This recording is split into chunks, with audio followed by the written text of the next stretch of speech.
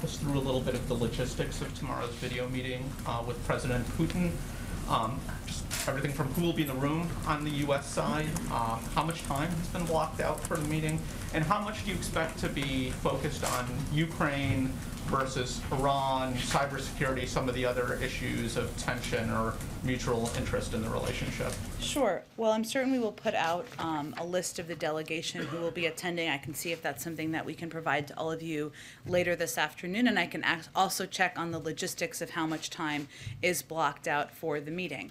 In terms of the focus of the meeting, as was announced when we announced it this weekend, is an opportunity for the President to underscore, of course, U.S. concerns with Russian military activities on the border with Ukraine and reaffirm the United States support for the sovereignty and territorial integrity of Ukraine. It's also an opportunity to discuss a range of topics in the U.S. and Russia relationship, including strategic stability, cyber, and regional issues. But you can certainly expect that our concerns about the military activities on the border will be a prominent part of the discussion.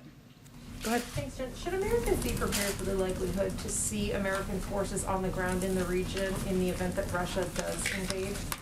I'm not going to get ahead of the President's conversations with his transatlantic partners, which is going to happen later this afternoon, and we'll provide you a list of who will be participating in that call as soon as those scheduling details are finalized.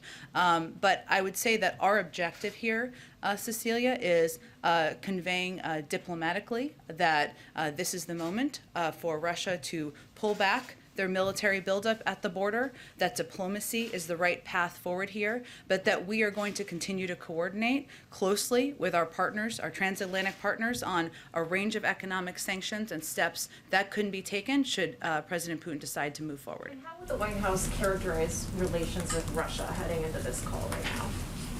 I think our objective from the beginning of the President's time in office has not been to escalate the relationship, but has been to move to a more stable footing in the relationship. But certainly that means that we can raise concerns where we have them, specifically about areas like the military buildup we've seen on the border in Ukraine.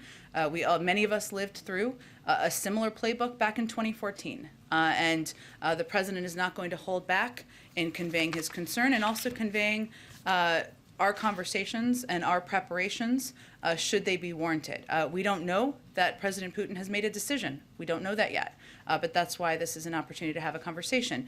But there's also an opportunity in this call to have a conversation about a range of topics where there can be mutual interest, whether it's Iran's nuclear capabilities as a member of the P5+1 talks and what that looks like moving forward, and other strategic stability issues where we have worked together in the past.